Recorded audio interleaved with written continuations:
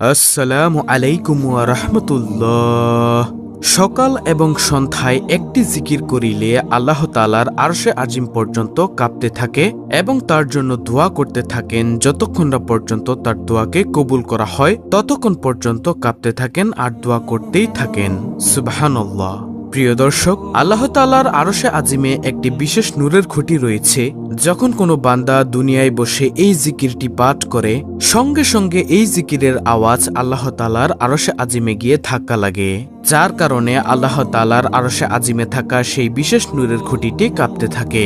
তখন আল্লাহ তাআলা খুঁটির এই অবস্থা দেখে খুঁটিকে জিজ্ঞাসা করেন, ও খুঁটি, তুমি কেন কাঁপো? খুঁটি বলে, হে আল্লাহ, আপনার এক বান্দা, আপনার এক বান্দি দুনিয়ায় বসে এই জিকিরটি পাঠ করছে, যার কারণে আমি কাঁপছি।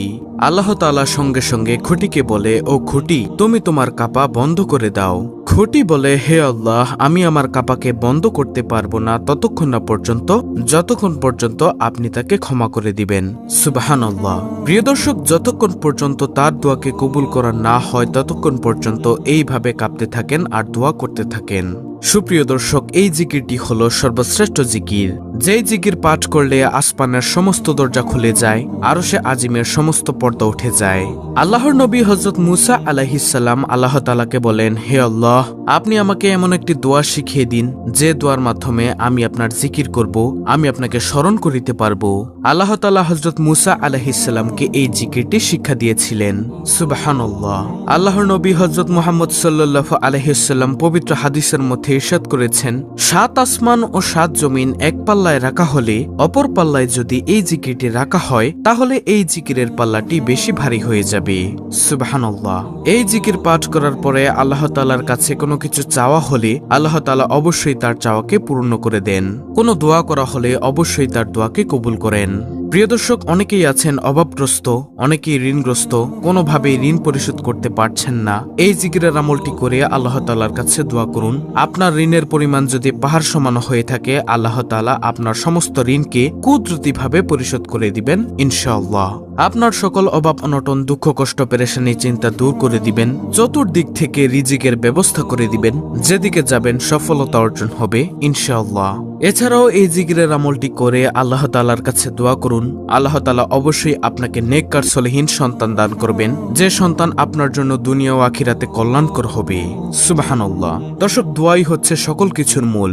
আপনি এই জিকিরের আমলটি করে আল্লাহ তাআলার কাছে যত নেক দোয়াই করেন না কেন, আল্লাহ তাআলা তা কবুল করবেন। কারণ আল্লাহ তাআলার কাছে কোনো কিছু না চাইলে আল্লাহ তাআলা অসন্তুষ্ট হন। আল্লাহ তাআলার কাছে কোনো কিছু চাইলে আল্লাহ তাআলা খুশি হন। প্রিয় দর্শক, প্রত্যেকটি বিষয়ে আপনাদেরকে সুস্পষ্টভাবে বলে দিব, সকলেই গভীর মনোযোগ দিয়ে শুনবেন ইনশাআল্লাহ। দর্শক, এমন একটি সময় আছে যে সময় আল্লাহ তাআলা প্রথম আসমানে অবতরণ করেন, বান্দার জন্য সকল নাজ নিয়ামত নিয়ে চলে আসেন। আল্লাহ তাআলা বান্দাকে এভাবে ডাকতে থাকেন আর বলতে থাকেন, হে আমার বান্দা, কে আছো ক্ষমা প্রার্থী, আমার কাছে ক্ষমা চাইবে, আমি তোমার জীবনের ও যৌবনের সমস্ত গুনাহকে ক্ষমা করে দিব। কে আছো অভাবগ্রস্ত, আমার কাছে রিজিক চাইবে, আমি তোমাকে রিজিক দান করব। কে আছো ঋণগ্রস্ত, আমার কাছে সাহায্য চাইবে, আমি তোমার সমস্ত ঋণকে কুদরতিভাবে পরিশোধ করে দিব। কে আছো সন্তানাদি হয় না, আমার কাছে সন্তান চাইবে, আমি তোমাকে নেক সলিহীন সন্তান দান করিব। সুবহানাল্লাহ। আল্লাহ তাআলা প্রত্যেকটি বান্দাবান্দীদেরকে এভাবে নাম ধরে ধরে ডাকতে থাকেন আর বলতে থাকেন। আর সেই সময়টি হলো রাতের শেষ তৃতীয়াংশে। যেমন ধরেন রাত 2টা অথবা 3টার দিকে, এই সময়ে 2 রাকাত তাহাজ্জুদ নামাজ পড়ে যদি জিকিরের আমলটি করতে পারেন, কপাল খুলে যাবে, ভাগ্য পরিবর্তন হয়ে যাবে, আপনি যা চাইবেন তাই পাবেন। আল্লাহ তাআলা আপনার দোয়াকে কখনোই খালি হাতে ফিরিয়ে দিবেন না ইনশাআল্লাহ। প্রিয় দর্শক, আপনি যদি তাহাজ্জুদ নামাজের পরে এই আমলটি করতে না পারেন তাহলে অবশ্যই ফজরের নামাজের পরে এবং মাগরিবের নামাজের পরে এই আমলটি করবেন। এই আমলটি তাহাজ্জুদ নামাজের পরে কিভাবে করবেন, ফজরের নামাজের পরে কিভাবে করবেন এবং মাগরিবের নামাজের পরে কিভাবে করবেন, প্রত্যেকটি বিষয় আপনাদেরকে বলে দিব। আপনি যদি তাহাজ্জুদ নামাজের পরে এই আমলটি করতে পারেন সবচেয়ে বেশি উত্তম হবে। এজন্য যথেষ্ট চেষ্টা করবেন তাহাজ্জুদ নামাজের পরে এই আমলটি করার জন্য। আপনি যদি তাহাজ্জুদ নামাজের পরে এই আমলটি করেন তাহলে নিয়মটি ভালো করে শুনুন। প্রথমে আপনি ঘুম থেকে উঠে যাবেন 2টা অথবা 3টার দিকে, কারণ এই সময়ে আল্লাহ তাআলা প্রথম আসমানে বান্দার জন্য সকল প্রকার নাজ নিয়ামত নিয়ে অবতরণ করেন আর ডাকতে থাকেন। এজন্য চেষ্টা করবেন 2টা বা 3টার সময় ঘুম থেকে উঠার জন্য। ঘুম থেকে উঠে প্রথমে মিসওয়াক করে নিবেন। যদি মিসওয়াক না থাকে তাহলে অবশ্যই ব্রাশ করে নিবেন, তবে মিসওয়াক করা উত্তম। অতঃপর উত্তম রূপে অজু করবেন। অজুর পূর্বে ছোট্ট একটি বিষয় অবশ্যই লক্ষ্য করবেন, সেটা হলো অজুর নিয়ত করা। অজুর পূর্বে নিয়ত না করিলে অজু সহি হয় না, অজু পরিপূর্ণ হয় না। এজন্য অবশ্যই অজুর পূর্বে নিয়ত করবেন। আপনি যদি অজুর দোয়া না পারেন তাহলে আপনি মনে মনে নিয়ত করে নিবেন যে আমি আল্লাহর সন্তুষ্টির জন্য অজু করছি, তাহলে আপনার নিয়ত হয়ে যাবে। অতঃপর বিসমিল্লাহির রহমানির রহিম পাঠ করে অজু শুরু করবেন। তারপরে উত্তম রূপে অজু করবেন। তারপরে অজু শেষ করে ডান হাতের শাহাদাত আঙ্গুলটি আসমানের দিকে দিয়ে একবার কালিমা শাহাদাত পাঠ করবেন। এভাবে অজুর পরে কালিমা শাহাদাত পাঠ করলে আল্লাহ তাআলা আপনার জন্য জান্নাতের 8টি দরজা খুলে দিবেন। আপনি জান্নাতের যেই দরজা দিয়ে ইচ্ছে সেই দরজা দিয়ে প্রবেশ করতে পারবেন। তারপরে অজু শেষ করে কালেমা শাহাদাত পাঠ করে একটি পবিত্র স্থানে গিয়ে জায়নামাজ বা একটি পবিত্র কাপড় বিছিয়ে নেওয়ার চেষ্টা করবেন। তারপরে সেই স্থানে 2 রাকাত তাহাজ্জুদ নামাজ আদায় করবেন। এখন এই নামাজের নিয়ত করবেন কিভাবে? আপনি নামাজের নিয়ত মনে মনে এইভাবে করবেন যে আমি কেবলামুখী হয়ে আল্লাহ তাআলার সন্তুষ্টির জন্য 2 রাকাত তাহাজ্জুদ নামাজ আদায় করছি। তাহাজ্জুদ নামাজ 2 রাকাত করে পড়া উত্তম। আল্লাহর নবী সাল্লাল্লাহু আলাইহি ওয়াসাল্লাম 2 রাকাত করে তাহাজ্জুদ নামাজ পড়তেন। আপনি তাহাজ্জুদ নামাজ 8 রাকাত অথবা 12 রাকাত আদায় করার চেষ্টা করবেন 2 রাকাত করে। 4 রাকাত করে পড়লেও সমস্যা নেই। সর্বনিম্ন 2 রাকাত থেকে শুরু করে যত রাকাত ইচ্ছা করতে পারেন, কোনো সমস্যা নেই।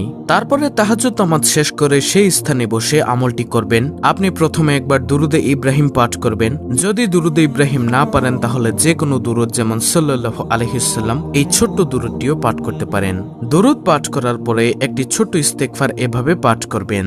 আস্তাগফিরুল্লাহাল্লাযী লা ইলাহা ইল্লা হুয়াল হাইয়ুল কাইয়্যুম ওয়া আতুবু ইলাইহি লা হাওলা ওয়ালা কুওয়াতা ইল্লা বিল্লাহিল আলিয়্যিল আযীম। তারপরে এই দুটি দোয়া পাঠ করার পরে আপনি দোয়া ইউনুস পাঠ করবেন, যেটি পাঠ করার ফলে আপনার সকল বিপদ আপদ বালা মুসিবত দূর হয়ে যাবে।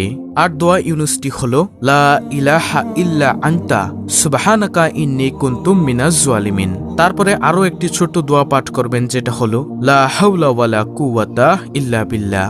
হাদিসের মধ্যে এসেছে 70টি রোগের মহা ঔষধ এই ছোট্ট দোয়াটি, লা হাওলা ওয়ালা কুওয়াতা ইল্লা বিল্লাহ। তারপরে এই দোয়াটি একবার পাঠ করা শেষ হলে সেই জিকিরটি পাঠ করবেন, যে জিকির একবার পাঠ করলে আল্লাহ তাআলার আরশে আজিম পর্যন্ত পৌঁছে যায় এবং তার জন্য দোয়া করতে থাকে। সুবহানাল্লাহ। আর সেই জিকিরটি হলো লা ইলাহা ইল্লাল্লাহ। এটি আপনি 100 বার পাঠ করবেন। তারপরে আবার একবার দুরুদে ইব্রাহিম পাঠ করবেন। তারপরে আল্লাহ তাআলার কাছে খাস দিলে দোয়া করবেন। যদি তাহাজ্জুদ নামাজের সময় আপনি আমলটি না করতে পারেন, ঘুম থেকে উঠতে দেরি হয়ে যায়, তাহলে ফজরের নামাজের পরে করবেন। তারপরেও যদি করতে না পারেন তাহলে মাগরিবের নামাজের পরে করবেন। তারপরে মোনাজাতের মধ্যে আপনার সকল কাঙ্ক্ষিত চাওয়া পাওয়াগুলো আল্লাহর দরবারে তুলে ধরবেন। ইনশাআল্লাহ আপনার সকল চাওয়া পাওয়া আল্লাহ তাআলা পূর্ণ করে দিবেন। তো এই ছিল আমাদের আজকের ভিডিওতে আমলের নিয়ম যেভাবে বলা হয়েছে আপনারা সেই নিয়মে আমলটি করবেন। যদি না বুঝে থাকেন ভিডিওটি আবার দেখুন। ভিডিওটি ভালো লাগলে অবশ্যই চ্যানেলটিকে সাবস্ক্রাইব করে পাশে থাকা বেল বাটন অল বাজিয়ে দিবেন। ভিডিওটিতে একটি লাইক দিবেন এবং কমেন্টে আমিন লিখবেন এবং অন্য মুসলিম ভাই বোনদের কাছে ভিডিওটি শেয়ার করে দিবেন, যেন তারাও দেখে শিখে আমলটি করতে পারে। আল্লাহ রাব্বুল আলামিন আমাদের সকলকে উক্ত আমলটি করার তৌফিক দান করুন। আমিন।